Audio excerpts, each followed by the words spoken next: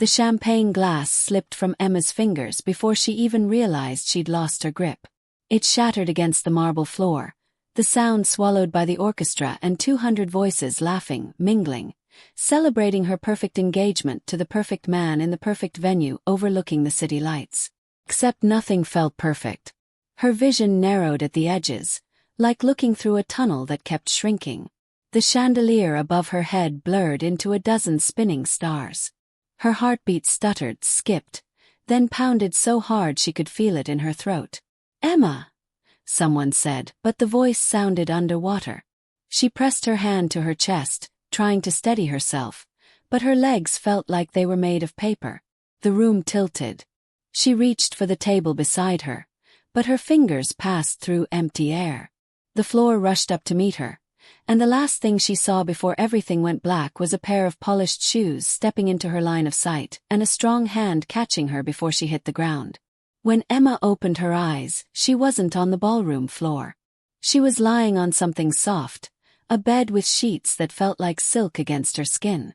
The ceiling above her was unfamiliar, modern, with recessed lighting that glowed warm and low.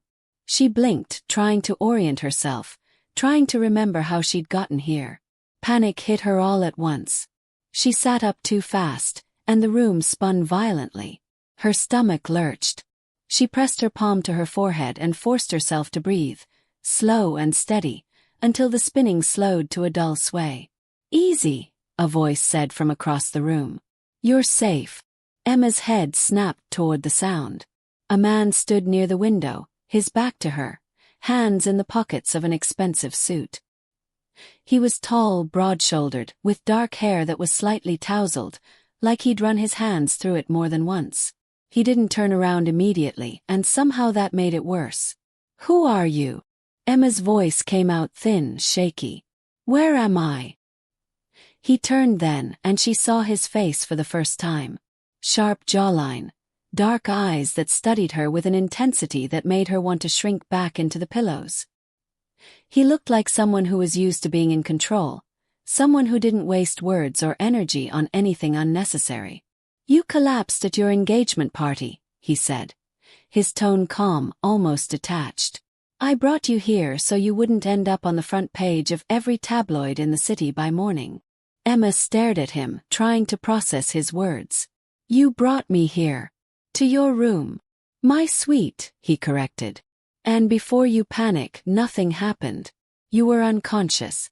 I had hotel security confirm you were breathing. Then I carried you up here because a crowd was forming and your fiancé seemed more concerned about the optics than your health." The mention of Marcus made Emma's chest tighten. She looked down at her hands, still trembling slightly, and noticed her engagement ring catching the light. It felt heavier than usual, or maybe that was just her imagination. "I need to leave," she said, swinging her legs over the side of the bed. The moment her feet touched the floor, the dizziness slammed into her again. She gripped the edge of the mattress, trying to steady herself, but her vision blurred and her ears started ringing. The man crossed the room in 3 strides and caught her elbow before she could fall. His grip was firm but not rough, and he guided her back onto the bed with an efficiency that suggested he'd done this before. "You're not going anywhere like this," he said, stepping back once she was seated. "You can barely stand." "I'm fine," Emma insisted, even though her body was screaming the opposite. "I just need some air. I need to get back to the party. Marcus will be worried." The man raised an eyebrow, and there was something in his expression that made Emma pause. It wasn't judgment exactly, but it was close. "Your fiancé didn't follow you when you stumbled out of the ballroom," he said quietly. "He didn't even look for you." "I checked." Emma opened her mouth to defend Marcus, but the words wouldn't come. Because deep down she knew it was true. She'd felt it all night, the distance, the distraction, the way he'd waved off her concerns when she'd mentioned feeling light-headed earlier. "Why did you help me?" she asked instead, her voice barely above a whisper. He studied her for a long moment, his dark eyes unreadable. "Because you needed help," he said finally. "And no one else was offering." Emma didn't know what to say to that. She looked away, her gaze landing on the floor-to-ceiling windows that overlooked the city. They were high up, higher than the ballroom had been. Wherever they were, it was exclusive, private, the kind of place most people never saw. "Who are you?" she asked again, softer this time. "Adrian Kane," he said, as if that should mean something. When she didn't react, he added, "I own the hotel. And a few other properties. I was attending a meeting downstairs when I saw you fall." Adrian Kane. The name did sound familiar now, though Emma couldn't place where she'd heard it. She didn't move in those circles, the billionaires and business moguls who controlled half the city from boardrooms and private clubs. She was just a graphic designer who happened to fall in love with someone from a prominent family, someone whose world was far more complicated than she'd ever imagined. "Thank you," Emma said quietly, "for helping me. But I really should go. My phone must be going crazy." Adrian pulled her phone from his jacket pocket and held it out to her. "3 missed calls from your maid of honor. None from your fiancé." Emma took the phone, her hand still shaking slightly. She stared at the screen, at the notifications she'd expected to see but didn't. Adrian was right. Marcus hadn't called. Not once. "Maybe he's still at the party," she said weakly. "Maybe he doesn't know I left." "Maybe," Adrian said, though his tone suggested he didn't believe it. He crossed his arms and leaned against the wall, watching her with that same steady, unnerving focus. "How long have you been feeling unwell?" Emma frowned. "What do you mean?" "You didn't just faint tonight," Adrian said. "That wasn't a sudden collapse. Your pulse is irregular. You have dark circles under your eyes. There's a bruise on your arm that looks a few days old, and you don't seem to remember how you got it. You're pale, your hands are shaking, and you've lost weight recently. Your engagement ring is loose." Emma looked down at her hand, startled. He was right. The ring did feel loose, looser than it had a month ago when Marcus had slipped it on her finger. She'd noticed it spinning more easily, but she'd blamed stress, wedding planning, the endless list of things she had to coordinate and perfect. "I've been stressed," she said defensively. "Planning a wedding is exhausting." "Stress doesn't cause symptoms like this," Adrian said, his voice calm but firm. "This is something else. Something that's been affecting you for a while." Emma wanted to argue, but the words caught in her throat. Because now that he'd said it, she couldn't stop thinking about it. The fatigue that had settled into her bones weeks ago, making every task feel like climbing a mountain. The strange metallic taste in her mouth that came and went without explanation. The way her hair had been falling out in clumps in the shower, more than usual, enough that she'd started avoiding looking at the drain. "I've just been tired," she whispered, but even she didn't sound convinced anymore. Adrian pushed off the wall and moved closer, his expression softening just slightly. "When was the last time you felt truly well? Not just tired but actually healthy?" Emma thought about it, really thought about it, and her stomach dropped. She couldn't remember. Not clearly. The symptoms had crept up so gradually that she dismissed them one by one, blaming work stress, wedding stress, the pressure of joining Marcus's world and trying to fit into a life that still felt too big for her. "I don't know," she admitted, her voice breaking slightly. "A few weeks, maybe. A month." Adrian's jaw tightened, and for the first time, she saw something flicker in his eyes. Anger maybe, or concern. It was hard to tell. "I'm calling a doctor," he said, pulling out his own phone. "No," Emma said quickly. "No, I can't. If this gets out, if people find out I collapsed at my own engagement party." "This doctor is discreet," Adrian interrupted. "No records, no press, no drama. Just an exam and some answers." Emma wanted to refuse, but the fear crawling up her spine was stronger than her pride. 'Cause Adrian was right. Something was wrong, something that went deeper than stress or exhaustion, and pretending otherwise wasn't going to make it disappear. "Okay," she said quietly. "Okay." Adrian made the call, his voice low and clipped, and within 20 minutes there was a knock at the door.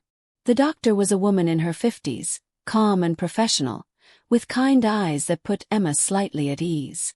She asked questions, took Emma's pulse, checked her eyes and reflexes, and drew blood for testing.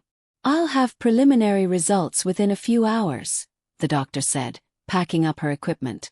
But I agree with Mr. Kane. These symptoms suggest more than stress. We need to rule out a few possibilities. Emma nodded numbly, too overwhelmed to speak. The doctor left, and the suite fell into heavy silence.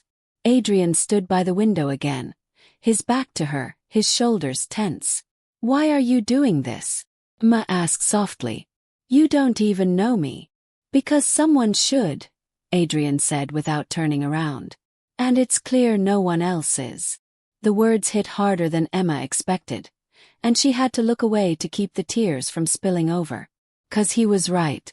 No one had noticed. Not Marcus, not her friends, not even her family. She'd been fading for weeks, and no one had cared enough to ask if she was okay. The hours crawled by in painful silence. Adrian ordered food, but Emma could barely eat. Her appetite had been gone for days, maybe longer, and the thought of forcing down a meal made her nauseous. She picked at a piece of bread and sipped water, and Adrian didn't push her. When the doctor finally called, Adrian answered immediately and listened in silence, his expression darkening with every passing second. When he hung up, he turned to Emma, and the look in his eyes made her blood run cold. What? Emma whispered. What did she say? There are traces of a toxin in your system, Adrian said, his voice tight. A slow-acting substance that's been building up over time. The doctor suspects deliberate, repeated exposure. Emma's world tilted again, but this time it had nothing to do with her body. That's impossible, she said, shaking her head. That's impossible. No one would. Someone has, Adrian interrupted. Someone close to you. Someone with regular access to your food, your drinks, your daily routine. Emma's mind raced, spinning through possibilities, rejecting them one by one because they were too horrible to believe. But then she thought about the tea Marcus made for her every night, the one he always insisted would help her sleep. The vitamins her friend Claire had been pushing on her for weeks, claiming they'd boost her energy. The meals her future mother-in-law had been preparing whenever Emma visited, always so generous, always so insistent that Emma finish every bite. No, Emma said, her voice breaking. No, you're wrong. They wouldn't.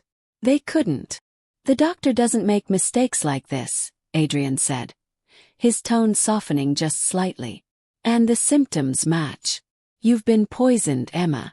Slowly, methodically, over weeks. The tears came then, hot and unstoppable, and Emma buried her face in her hands. Because somewhere deep down, beneath the denial and the disbelief, she knew it was true. She'd felt it, that creeping wrongness, that sense that something wasn't right but couldn't name it, couldn't see it clearly until someone else pointed it out. Adrian crossed the room and sat down beside her, not touching her, but close enough that she could feel his presence. We're going to figure out who did this, he said quietly. And we're going to stop them. Emma looked up at him through her tears, searching his face for any sign that this was some kind of twisted joke, but all she saw was grim determination. Why do you care? She whispered. Why are you helping me? Adrian's jaw tightened, and for a moment she thought he wouldn't answer. But then he said, because I know what it's like to be hurt by people you trust. And I know what it's like to have no one in your corner when it matters most. There was something raw in his voice, something broken and carefully hidden, and Emma realized that Adrian Kane wasn't just helping her out of obligation or pity. He understood. He'd been betrayed too. What do I do now? Emma asked, her voice small. We start by figuring out who had the means and motive, Adrian said, his businesslike tone returning. Who benefits from you being weak?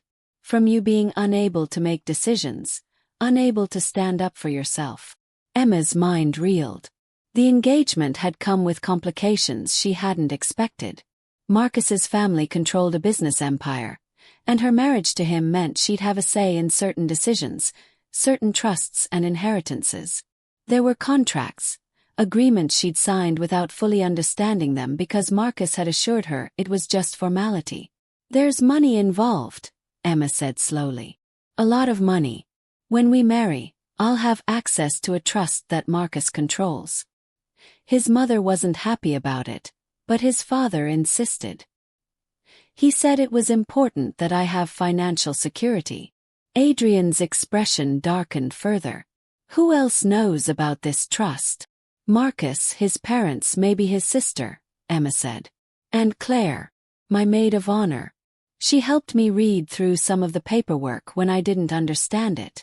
Claire, Adrian repeated. The one who's been calling you tonight. The one pushing vitamins. Emma's stomach twisted. Claire would never. People do terrible things when enough money is involved, Adrian said bluntly. And if your marriage to Marcus means someone loses access to that money, they have motive. Emma felt sick. She thought about Claire, her best friend since college, the person who'd been by her side through breakups and job losses and every major moment in her life. But she also thought about how Claire had changed in recent months, how she'd become more involved in the wedding planning, more insistent about what Emma should eat and drink and how she should manage her stress. I need to see the security footage from tonight, Emma said suddenly. From the party. If someone tampered with my drink, there has to be evidence. Adrian nodded and pulled out his phone again. Within minutes he had hotel security pulling up footage from the ballroom, and they watched in tense silence as the camera angles shifted, showing different views of the party. And then Emma saw it. A figure approaching the table where she'd left her glass, a figure she recognized immediately. Her breath caught in her throat. That's Marcus, she whispered. On the screen, Marcus glanced around casually, then reached into his jacket pocket and pulled something out. He emptied it into Emma's glass, stirred it quickly with a cocktail straw, and walked away, all in under 10 seconds. Emma felt like she'd been punched in the chest. She couldn't breathe, couldn't think, couldn't process what she was seeing. Marcus, her fiancé, the man she was supposed to marry in 3 months. He'd poisoned her drink right there in front of 200 guests, and no one had noticed.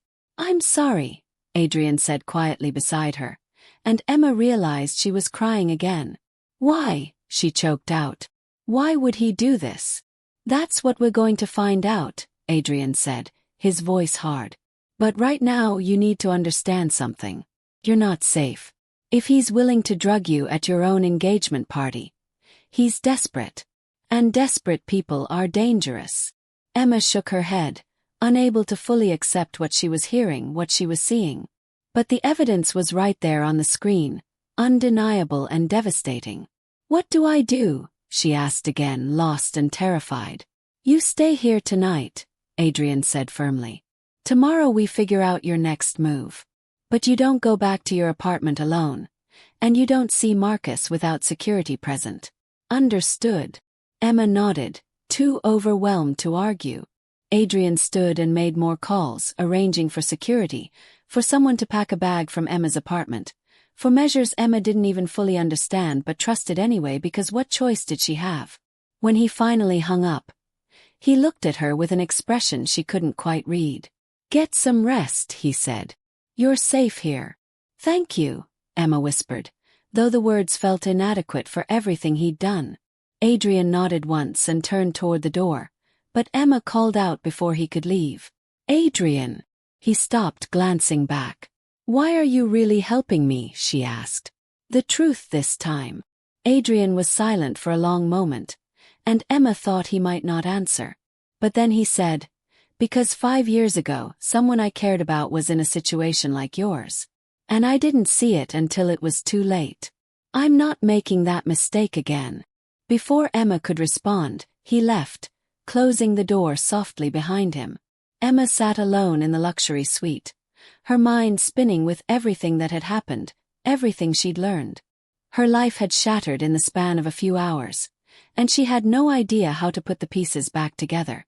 But as she lay down on the bed, exhausted and terrified and somehow still alive, she realized something. For the first time in weeks, maybe months, she wasn't alone. Someone saw her, believed her, fought for her. And that someone was a stranger who had no reason to care but did anyway. Emma closed her eyes and tried to sleep, knowing that tomorrow would bring more questions, more revelations, more danger. But tonight, just for tonight, she was safe. The next morning, Emma woke to sunlight streaming through the floor-to-ceiling windows and the smell of fresh coffee. For a brief, blissful moment, she forgot where she was and what had happened. But then it all came rushing back, the collapse, the diagnosis, the security footage, Marcus's face on the screen as he poisoned her drink. She sat up slowly, testing her body, relieved to find that the dizziness had subsided slightly. Her head still felt heavy, her limbs weak, but she could think clearly for the first time in days. Adrian was sitting at a table near the window, laptop open, a cup of coffee in hand. He looked like he'd been up for hours, his shirt sleeves rolled up, his tie abandoned somewhere. When he saw her stirring, he glanced over. "How are you feeling?" he asked. "Like my entire life imploded," Emma said honestly. Adrian's mouth twitched, almost a smile.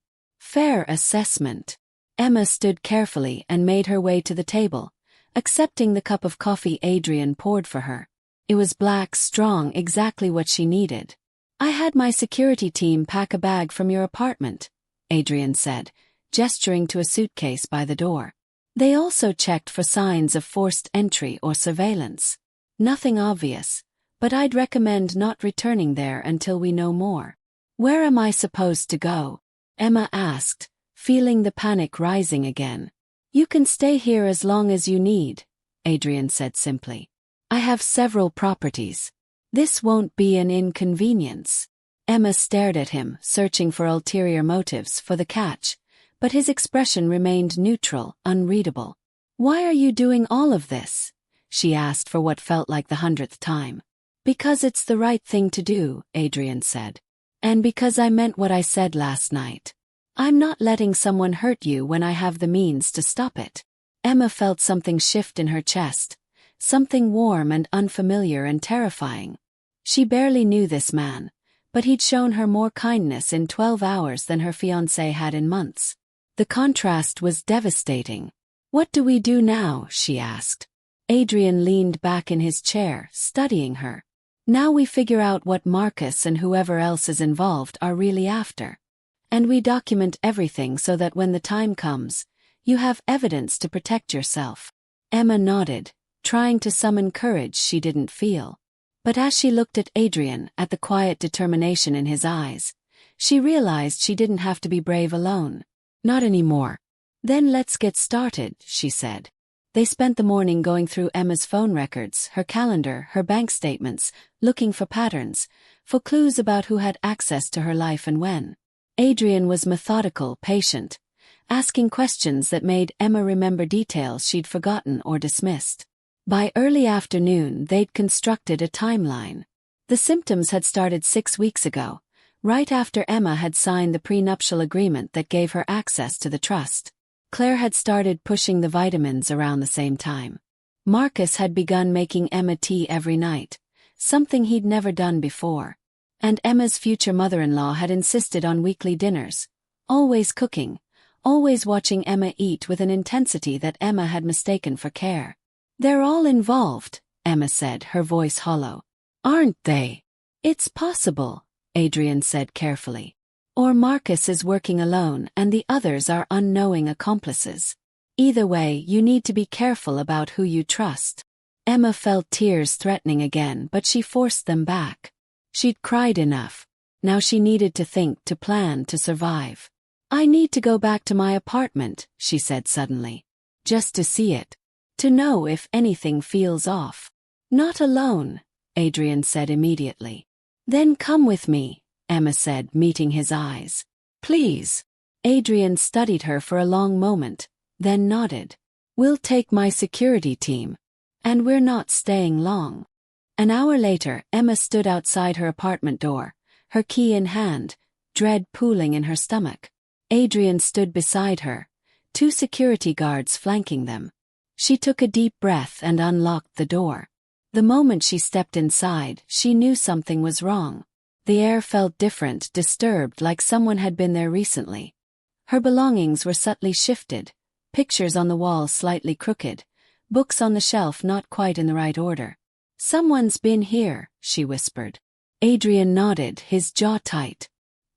He motioned for the security team to sweep the apartment, and they moved through the rooms with practiced efficiency. Emma waited in the doorway, her heart pounding, until one of the guards called out from the bedroom. Emma rushed in, Adrian right behind her.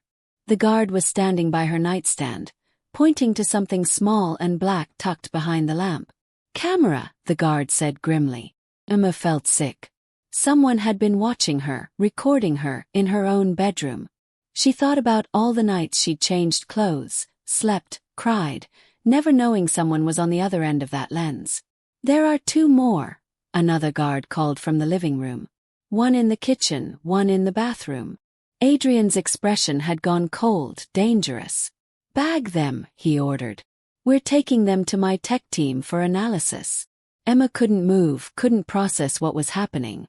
Her apartment, her sanctuary, had been violated in the worst possible way. Adrian's expression had shifted into something colder than anything Emma had seen on him so far. Not anger exactly, something sharper. Calculating. Dangerous in that quiet, controlled way that made the room feel suddenly smaller. He crouched beside the nightstand, studying the tiny black camera as if it personally offended him. "This isn't amateur," he said, voice low. "Whoever put this here knew what they were doing." Emma wrapped her arms around herself, the air in the apartment suddenly too thin. I never noticed anything. Not a single thing." "You weren't meant to," Adrian said. He stood, turning slightly toward her. "Hidden surveillance like this. It's designed to slip under the radar. And it was installed carefully. No visible disruption. No adhesives. Professional-grade mounts." His jaw tightened. "This wasn't just someone checking on you. This was monitoring." Emma swallowed hard. "For what?" He didn't answer right away. Instead, he walked into her bathroom, the door swinging open behind him. A moment later she heard him exhale sharply. When he came back out, his expression was darker. The camera in the bathroom was aimed at the sink. Specifically the drawer where you keep your medications and supplements. Emma felt her knees weaken. "My vitamins." "Your vitamins," he echoed, his tone dry, like he'd expected as much and hated that he was right. "And your teas. Anything they could tamper with." Emma pressed a shaking hand to her mouth. The room swayed again, not from the toxin this time, but from the sinking realization that every inch of her life had been infiltrated. Controlled. Why would Marcus do this? Her voice cracked. If he wanted to manipulate me into signing something, he could have just asked. Or pressured. He didn't need. Her words faltered. He didn't need to poison me. Adrian studied her for a moment, eyes steady, unreadable but not unkind. Sometimes control isn't about the end goal. It's about the process. Power. The certainty you won't push back. Emma shook her head, stepping away from the nightstand like it might burn her. "He said he loved me." "Maybe he did," Adrian said quietly. "Maybe he didn't. But love isn't the same as possession. And what I'm seeing here." He gestured vaguely to the apartment. "This is possession." Emma's throat tightened. She didn't want to cry again. She didn't have tears left to give to Marcus. To any of them. One of the guards came back into the room, holding a small clear bag. "Found this in the kitchen cabinet," he said. Inside was a small unlabeled vial, half full of a pale yellow liquid. Emma felt her stomach drop. "What is that?" she whispered. Adrian didn't take his eyes off the vial. "Something the lab will analyze immediately." The guard nodded, already sealing the bag. Emma forced herself to breathe. Low. Controlled. "So what happens now?" Adrian turned to her fully then, and there was a steadiness in his gaze she didn't realize she'd been waiting for until she felt her chest loosen just a bit. "Now," he said, "you stop questioning yourself. You stop taking blame for any of this. And you let me handle the rest." Emma blinked at him. "Handle how?" "I'm placing surveillance on Marcus," Adrian said simply. Quietly. "I'll have the footage from tonight analyzed. We'll track his communications, his meetings, anyone he partners with. And we're going to figure out who else is involved. whether it's Claire, his family, or someone else entirely. Emma wrapped her arms tighter around herself. "And me. You," Adrian said, "are coming back to the suite. And you're not spending another minute here." The certainty in his tone was absolute. Not controlling. Not overbearing. Just protective. Steady in a way she didn't realize she needed until she heard it. Emma nodded, her voice barely holding together. "Okay." Adrian stepped closer, not touching her, just making sure she could meet his eyes. "I promise you something," he said quietly. "We're going to find out the truth. All of it. And when we do, you're going to walk away from this stronger than they ever expected." And for the first time since the ballroom floor rushed up to meet her, Emma felt something flicker under her ribs, the smallest ember of fight. Of anger. Clarity. She nodded again, and this time her voice didn't shake. "Let's go." Emma followed Adrian out of the apartment, her legs stiff, her mind hazy in a way that had nothing to do with toxins. The hallway felt unfamiliar now, like the walls knew more than she did, like they'd been watching too. She kept her eyes forward, refusing to glance back at the place that had once felt like safety. It wasn't safety anymore. It wasn't anything. Adrian's guards moved ahead and behind, silent, precise. The elevator chimed, soft and clean, and she stepped inside. The doors slid shut. For a second everything was quiet. Too quiet. Emma's breath shook as she exhaled. "I lived here for 2 years," she murmured. 2 years. And I didn't notice a thing. Adrian glanced at her. Victims never do. That's the point. She stared at him, startled by the word. Victim. She hated how sharply it cut. "I don't want to be someone's." "You're not," he said, firm enough to interrupt her own spiraling thoughts. "You're someone who trusted the wrong person. That's not weakness. That's humanity." Emma let her head fall back against the elevator wall for a moment. "I feel stupid." "You're not stupid," he said instantly, almost sharply. "Marcus counted on you being kind, being forgiving, being soft with him. People like him treat gentleness like a gap in the armor. They underestimate how strong it can become." His voice softened only slightly. "Don't punish yourself for the way you love. That's on him. Not you." Emma swallowed, surprised by how much those words hit her. "You talk like you've seen this before." Adrian didn't answer right away. The elevator dinged as they reached the lobby, but he didn't move. People passed outside the glass doors, the city humming beyond. "Let's just say," he said quietly, "I know what it looks like when someone tries to trap another person into becoming small." His jaw flexed.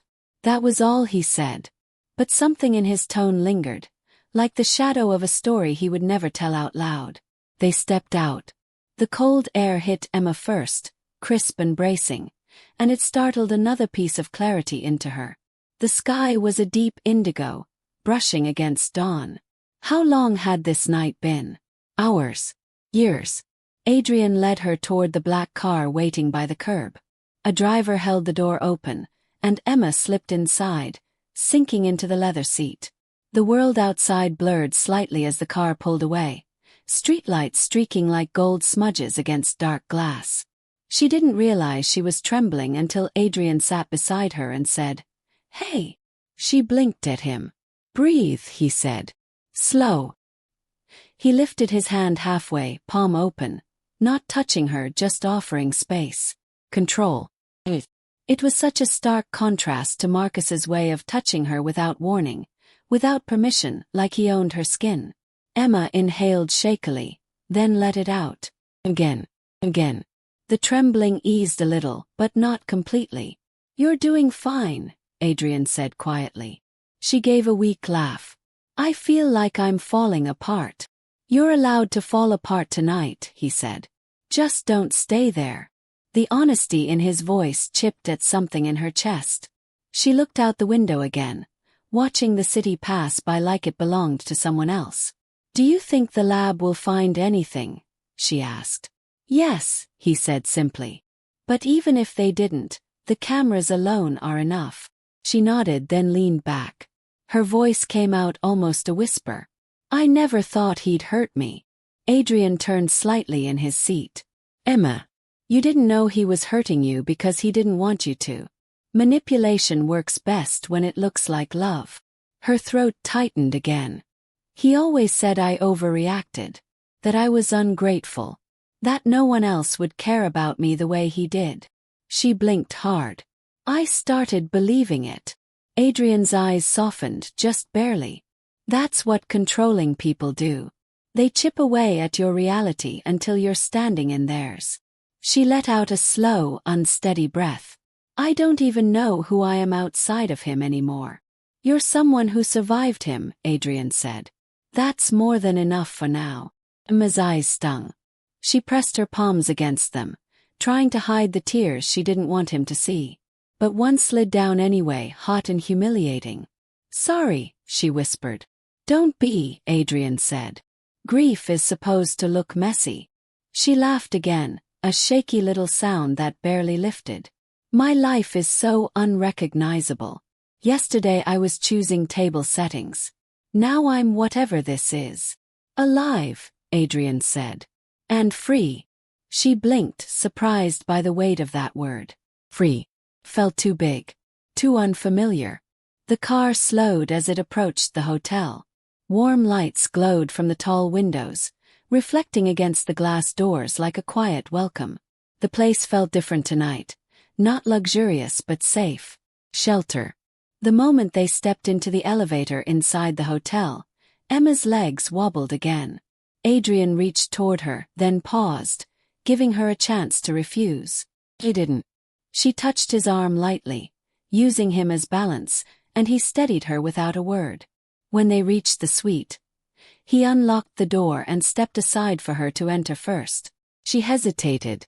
Something inside her whispered that once she walked through this door, her life would split. The past she barely escaped on one side, and whatever came next on the other. Go on, Adrian said quietly behind her. You're safe here. The assurance in his voice cracked something fragile inside her, and she stepped forward. The sweet lights warmed the room in soft gold. Her earlier clothes were still on the sofa. The remnants of shock lingered faintly in the air, but the space itself felt calmer now. Different. She turned to him. Will you stay? Came out fast. Tura. Adrian studied her for a moment. Not with pity. Not with judgment. Just steady eyes that saw more than she ever intended to show. I'll stay in the next room, he said. The door will be open. If you need anything, you call for me. She nodded, relief washing through her. As she moved toward the bedroom, her hand brushed the edge of the doorframe, grounding herself. He paused. Adrian. He looked up. Thank you, she whispered, for not letting me face this alone. He held her gaze for a long moment, something unreadable flickering in his expression before he answered. You're not alone, he said softly. Not anymore. She closed the bedroom door halfway, leaving it ajar. Small gesture. A quiet signal that she wasn't afraid of him, and that maybe, despite everything, she trusted him more than she expected. She lay down on the bed, not even bothering to slide under the covers. Exhaustion dragged her under quickly, but not into the restless nightmare she anticipated. Instead, she fell into a heavy, dreamless sleep. Hours later, she woke to the faint sound of someone speaking in the next room. Adrian's voice. Low. Controlled. Dangerous in the way a storm is dangerous. Quiet but building. She sat up slowly, listening. No. I don't want police involvement yet, he said. Not until I'm sure who else might be pulling strings. Yes, run the lab analysis immediately. I want results before noon. Another pause. His tone sharpened. And keep everything quiet. If Marcus finds out we're on to him, he'll start covering his tracks. Emma's pulse kicked. Adrian lowered his voice, but she still caught one last line. I'm not letting her slip back into his hands. Her breath caught. Not possession. Not control. Protection. She lay back on the pillows, heart pounding in a way she didn't fully understand yet. For the first time in months, she didn't feel trapped. She felt chosen. And that terrified her almost as much as it steadied her. Emma didn't realize she drifted back to sleep until sunlight brushed across her eyelids. Soft, warm, too gentle for how chaotic her life felt inside. She blinked awake slowly, disoriented for a few seconds, staring at the ceiling of the hotel suite. It took a moment before everything caught up with her. The cameras, the toxin, Marcus, the near collapse, and Adrian's voice in the next room telling someone he wouldn't let her be taken back. Her pulse jumped. She sat up, rubbing her arms to chase away the leftover tremors.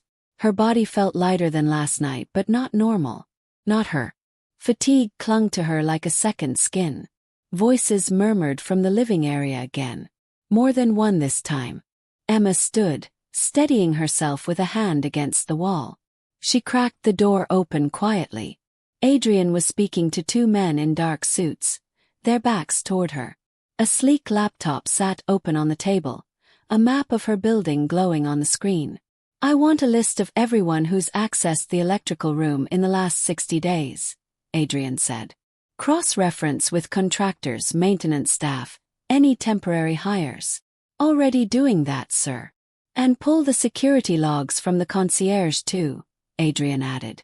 Someone had to get permission to enter her apartment. No one gets in without leaving a trail, even if they think they wiped it.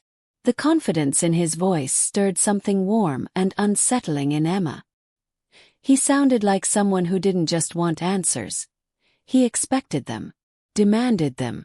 She stepped out fully, and the moment she appeared, Adrian turned. His expression softened so quickly it almost startled her. "Morning," he said. "How do you feel?" "Tired," she admitted. "But better." One of the guards nodded politely and slipped out with the other man, closing the door behind them. Silence settled again, but it was different now. Layered, tense, almost intimate. Adrian moved toward her, slow enough not to overwhelm. "You slept longer than I expected." "That's good." She tugged at her sleeves, suddenly aware she was still wearing the clothes from the night before. "Sorry, You don't need to apologize," he said gently. "Ever." The word hung between them. Ever. Too careful. Too protective. And yet it didn't feel suffocating the way Marcus's version of protectiveness had felt. Felt like air instead of chains. Emma glanced at the laptop on the table. "You're already digging into the building records."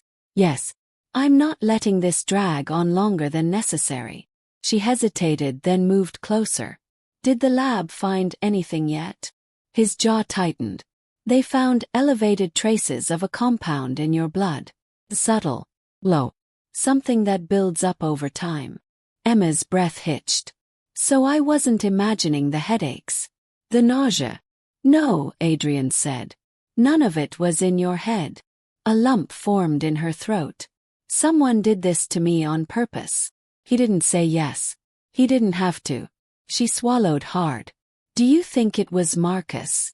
Adrian hesitated just long enough for her stomach to twist. "He's the most obvious suspect.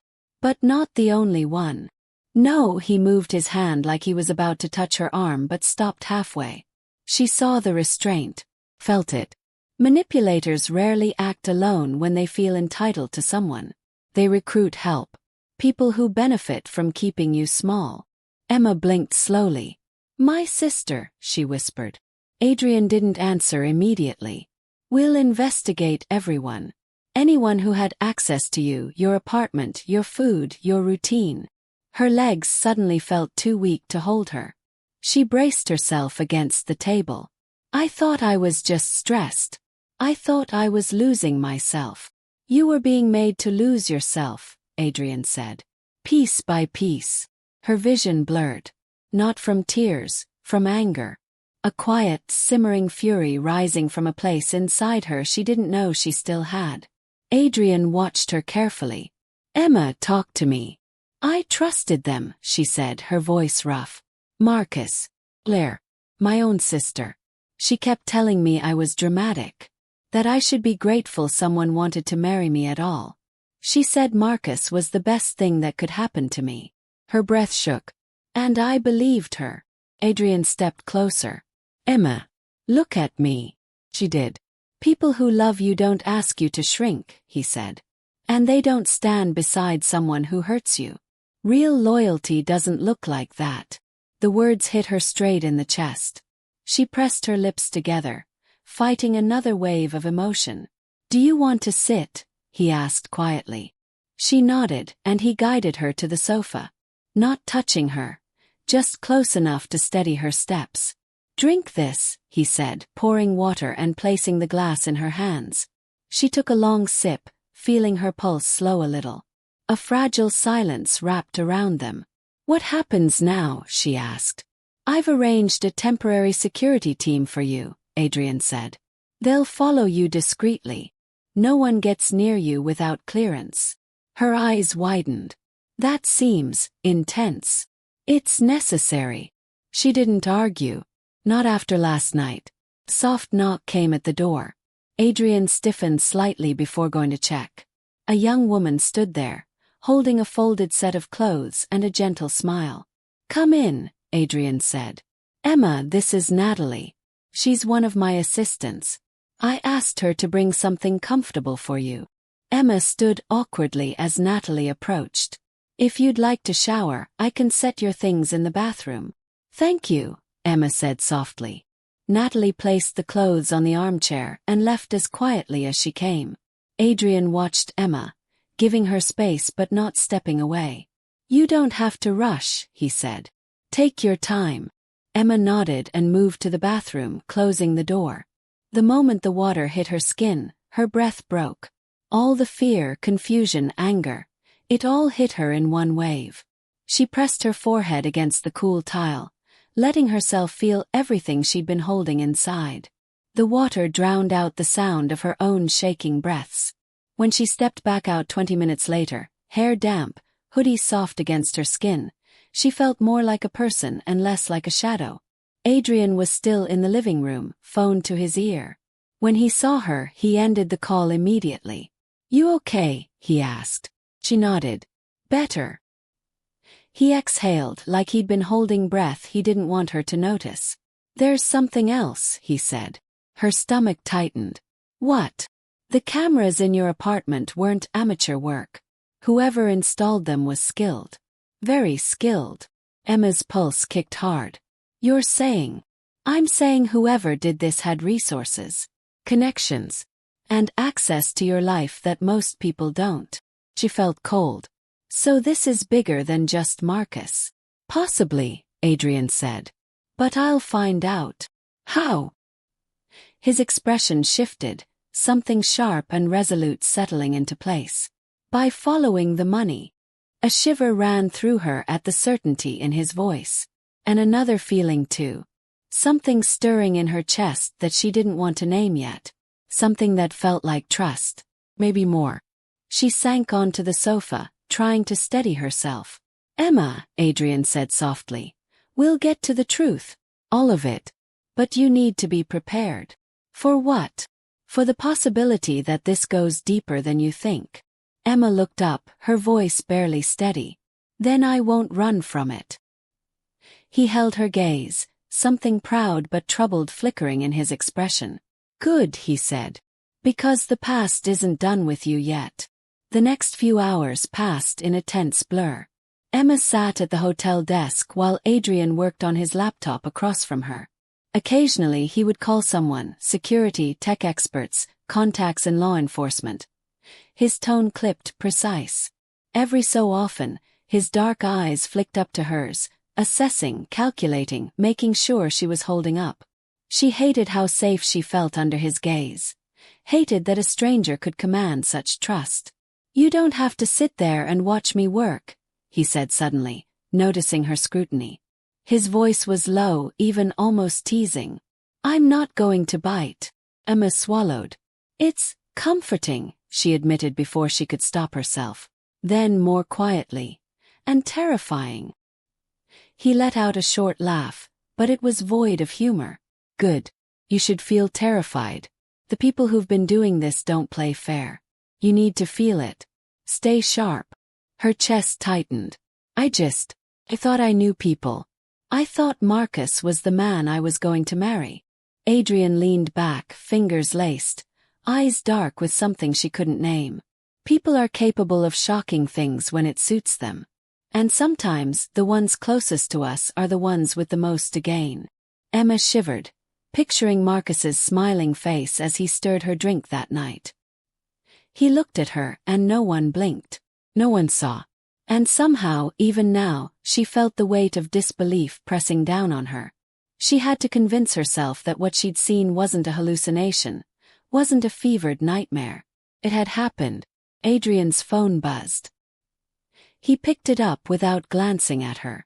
The information he received seemed to darken his expression further, and he didn't speak immediately. Finally he looked up. It's worse than I thought. Marcus isn't acting alone. There's evidence of financial transfers linked to someone close to him, and the timing lines up suspiciously with your symptoms. Emma's stomach dropped. So it's not just him. No, Adrian said firmly. And that makes it more dangerous. The more people involved, the more unpredictable they become. Her mind spun, imagining the layers of deceit. Claire, her sister, Marcus's family. People she had trusted. People she had laughed with, cried with, celebrated milestones with. Each memory now carried the weight of betrayal. Adrian's phone buzzed again. This time he answered without hesitation. His voice commanding. Yes, send me the files immediately. I'll need everything on her. Yes, the night of the engagement party as well. Good, thank you. Emma hesitated. Are you spying on them? He didn't flinch. I'm gathering facts. If you want to fight back, we need evidence. Nothing else matters. Her eyes flicked to him, searching for the man behind the calm, the billionaire who had stepped into her life uninvited but irrevocably. She wanted to understand why he cared so much. Why do you even care? She whispered again. Adrian didn't answer immediately. He just looked at her, a mix of something tender and something unyielding. Because someone had to, he said finally. Someone has to see the truth, protect the innocent, and not let it be swept under the rug. I can't let this happen to you, Emma. Her chest ached, torn between gratitude and disbelief. Stranger. A man she barely knew. Yet he had done more for her than anyone else had in weeks. More than Marcus. More than her friends. And the realization brought with it a strange, dangerous hope she couldn't name. Hours slipped by as they pored over financial statements, emails, and phone logs. Emma learned how carefully Marcus had orchestrated the poisoning. Small amounts timed perfectly. Claire's insistence on supplements, her subtle nudges, her sugar-coated reminders to take care of herself. Now it all made a terrifying sense. And yet, she couldn't shake the feeling that there was still another layer she hadn't seen yet. Adrian noticed her gaze drifting to the laptop screen. You need to rest. You can't fight shadows on an empty body. I can't stop thinking about it, Emma said. About what they're capable of. I know, he said quietly. But exhaustion won't help you. Sleep will. And tomorrow we plan our next move. Step by step. No sudden leaps. Emma nodded, but the room felt smaller, heavier. She wanted to trust, wanted to believe, but fear wrapped around her like a second skin. And in that fear there was a hunger, a need to expose every lie, every betrayal. To make them pay. The following day, Adrian arranged for Emma to meet with a specialist in forensic investigation. A quiet, intelligent woman who immediately put Emma at ease with her calm, deliberate questions. They went through every detail of the engagement party, every drink, every meal, every interaction that could have been manipulated. Emma recounted everything, every minor discomfort she had dismissed before, every instance of sudden fatigue or nausea. Adrian listened silently, occasionally asking clarifying questions, taking notes, never once doubting her. After the session they left the office. Emma's legs were unsteady, but the clarity in her mind was sharper than it had been in weeks. Adrian opened the car door for her. Do you want to talk about it? He asked as she settled in. Emma shook her head. Not yet. I just want to breathe. He nodded, understanding. We'll go at your pace. And yet, as the car pulled away, Emma's thoughts raced. She thought of Marcus, of Claire, of every smile that had concealed intent. And she realized something terrifying. The people she had trusted, the ones who had been closest to her, could strike again at any moment. The only way to survive, she decided, was to step into a world she had avoided. A world where power, influence, and ruthlessness were weapons. Where survival meant learning to fight with her own hands. By the time they returned to the hotel, Adrian had set up a secure room for her. An office filled with monitors, encrypted computers, and lines connecting her life to a network of protection and observation. It was intimidating and yet empowering. Emma realized that she had never felt more alive. "Welcome to your command center," Adrian said, motioning to the room. "From here you can see everything, protect yourself, and start uncovering who did this." Emma took a deep breath, letting the weight of it settle. For the first time, fear felt like a tool, not a prison.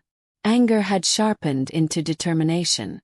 Betrayal had hardened into focus. Adrian stood by the doorway, watching her closely. "You'll be ready," he said. "When we confront them, you'll have everything you need." Emma's fingers hovered over the keyboard, her mind racing through scenarios, evidence, and plans.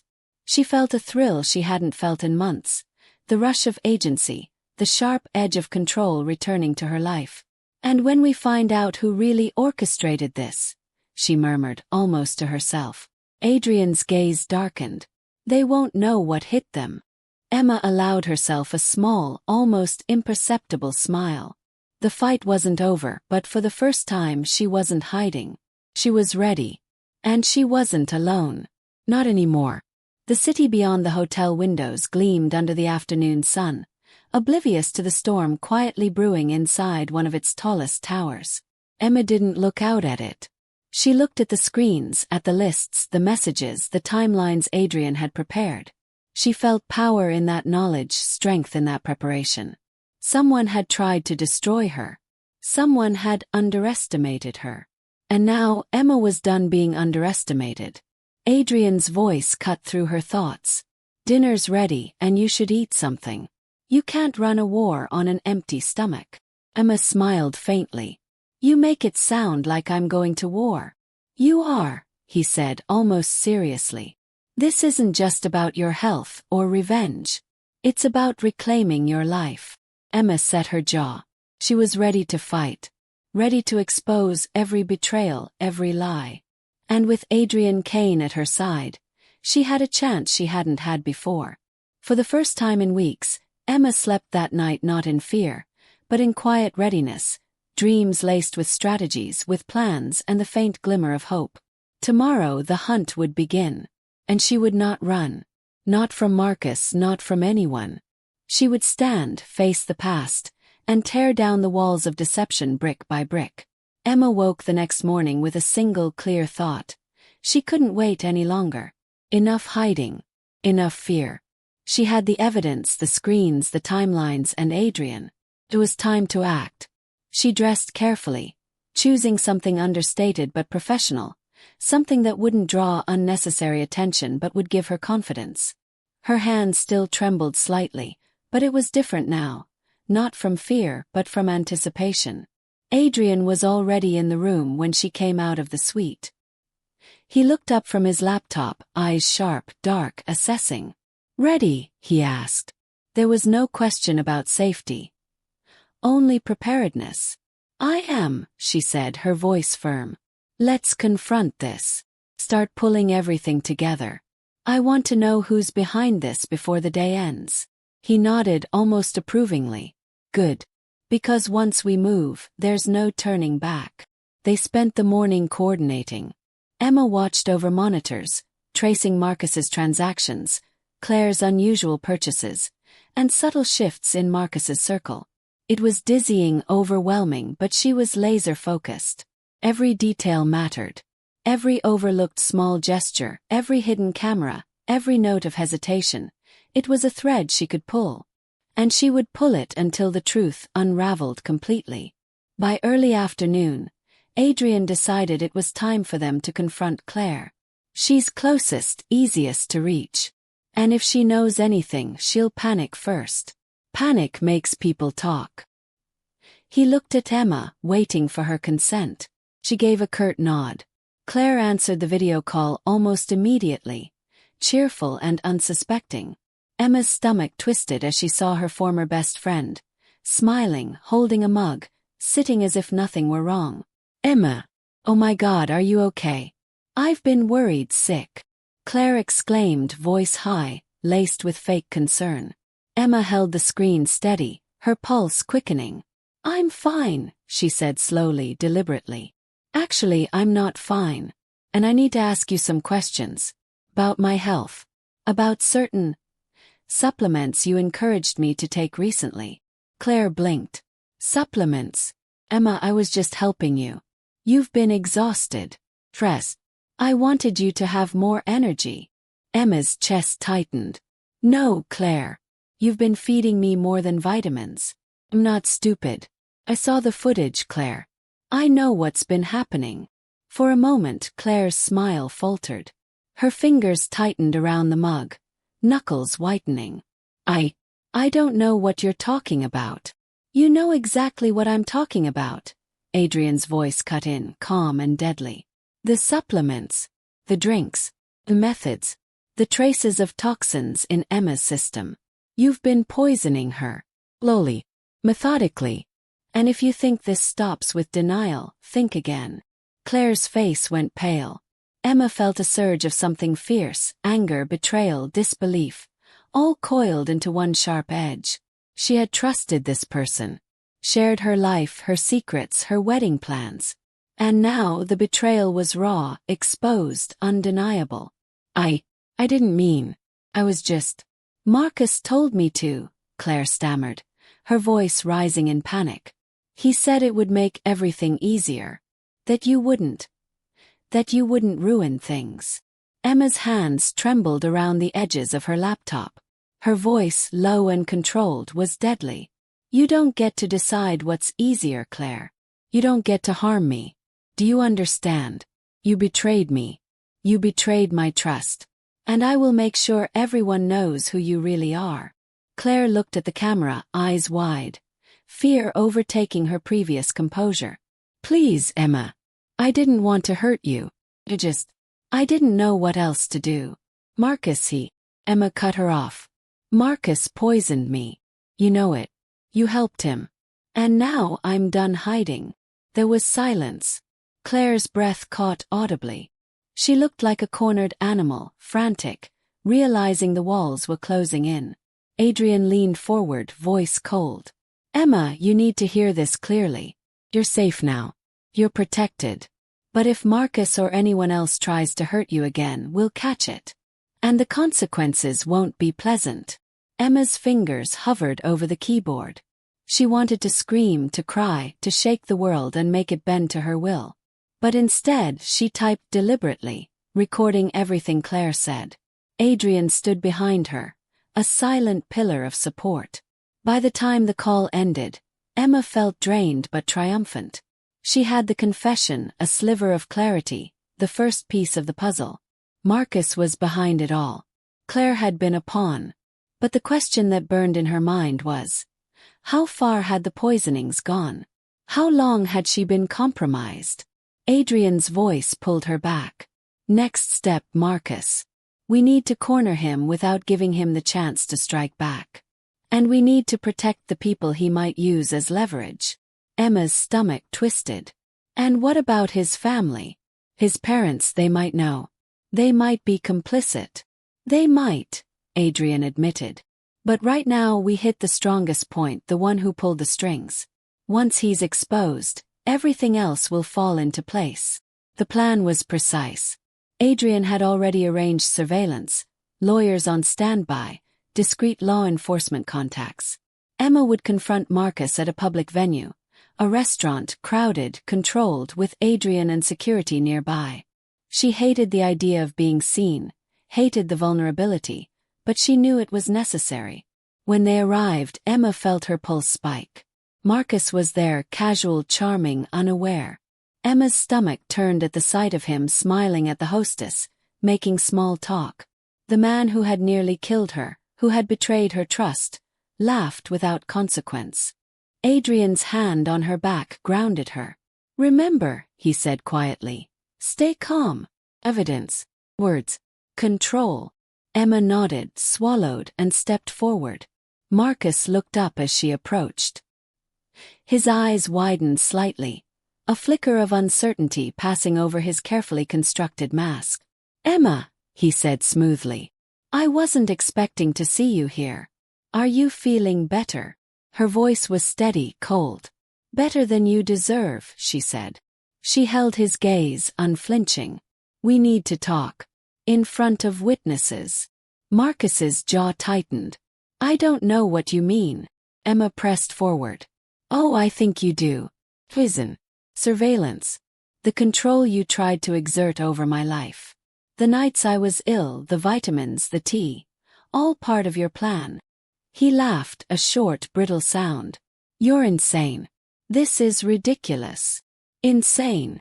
Emma's voice rose slightly, trembling with fury. "You're the one who's been poisoning me. Have evidence. Adrian Kane has evidence. And now, everyone will know the truth." The room seemed to constrict around Marcus. Emma saw the flicker of panic, the first crack in his polished facade. Adrian stepped slightly forward, the silent authority in his stance adding weight to Emma's words. Marcus opened his mouth, then closed it again. The web he had spun was unraveling, and he knew it. Emma felt a fierce, intoxicating rush of power. She wasn't a victim anymore. She was a storm, and he was about to feel it. Her phone buzzed with alerts from Adrian's team, confirming bank transfers, hidden communications, corroborating evidence. Every thread of deceit he had woven was now exposed. And Emma, trembling, exhausted but unbroken, realized one thing. She was finally in control. "Game over, Marcus," she said softly, but with a weight that made the words hit like hammers. "This ends today." Marcus's eyes darted around the crowded restaurant, as if looking for an escape, a way to regain control, but there was none. Adrian's presence was like a silent barrier, unyielding. Emma's heart pounded, adrenaline fueling every nerve. She was tired, yes, but she was alive, and more importantly, she was no longer afraid. "You think this ends with threats?" Marcus snapped, voice strained, edges of panic creeping in. "You have no idea what you're getting into." Emma stepped closer, her voice calm, deliberate, slicing through his bravado. "I think you've underestimated me for too long. Too long." She lifted her hand, showing the gathered evidence on her phone. The timestamps, the footage, the purchases, the confessions. Claire's messages were laid bare, undeniable. Every lie he had relied on was now a public record, just in front of witnesses. A few heads turned, whispers rippling through the restaurant. Marcus realized the crowd was slowly noticing the tension, the confrontation, and the power shifting. Adrian stepped forward, his tone icy, leaving no room for negotiation. "Marcus Whitfield, you have been poisoning Emma Chen. You have placed her life at risk. Do you understand the consequences of your actions?" Marcus stammered, faltering, sweat beading at his temple. It was supposed to be temporary. Just to control things until." "Until what?" Emma's voice cracked, fury blending with disbelief. "Until you decided how my life should be lived. Until I trusted you completely and you took advantage of it." His mask of confidence shattered. She was. You needed to manipulate and harm me? To destroy me?" Emma's eyes burned, voice shaking with raw emotion. "All for what? Money, power, control." Adrian's hand rested lightly on her back, steadying her, giving her the courage to confront every ounce of betrayal she'd endured. Emma drew a deep breath, channeling weeks of fear, exhaustion, and heartbreak into a single, unrelenting strength. "You've lost," she said quietly, but with an intensity that made Marcus flinch. "Everything you tried to take from me is still mine. My life, my choices, my future. And now, the world knows who you really are." Marcus's face twisted, realizing for the first time that he was cornered, exposed, powerless. The authorities Adrian had discreetly contacted earlier were en route, and security was discreetly positioning themselves, ready to intervene if Marcus tried to escape. Emma felt a weight lift from her shoulders. The storm that had consumed her life, the deceit, the betrayal, the poison, was finally being dismantled piece by piece. But alongside relief, an ache remained. The betrayal of trust, the friend who had fallen into Marcus's shadow, the life she thought she understood that had been a lie. Marcus began, desperation coloring every syllable. You don't understand. No, I understand perfectly, Emma interrupted. I understand that some people are willing to hurt those closest to them for greed and ego. I understand that love can be a weapon in the wrong hands. And I understand that I am stronger than you ever imagined. Adrian stepped closer to Marcus, voice low and cutting. Emma has had enough. You'll answer for your actions, and nothing, no money, no influence, will shield you. Emma's hands were still shaking, but her gaze never wavered. She thought of the night she'd been poisoned, the dizzying fatigue, the fear of collapsing in front of everyone, and the loneliness she'd felt when Marcus ignored her cries for help. But now, surrounded by witnesses, protected by Adrian, armed with truth, she felt invincible. As Marcus was quietly led away by the arriving authorities, his protests fading into the buzz of the restaurant, Emma sank into the seat Adrian had gestured for her to take. Her hands were trembling, but a smile, small, wary and fierce, tugged at her lips. Adrian sat beside her, sliding a cup of coffee across the table. You did it, he said softly. You faced him. You reclaimed your power. Emma took a sip, letting the warmth anchor her. It's not over yet, she admitted. I need to know if his family was involved. If anyone else is out there who wanted to hurt me.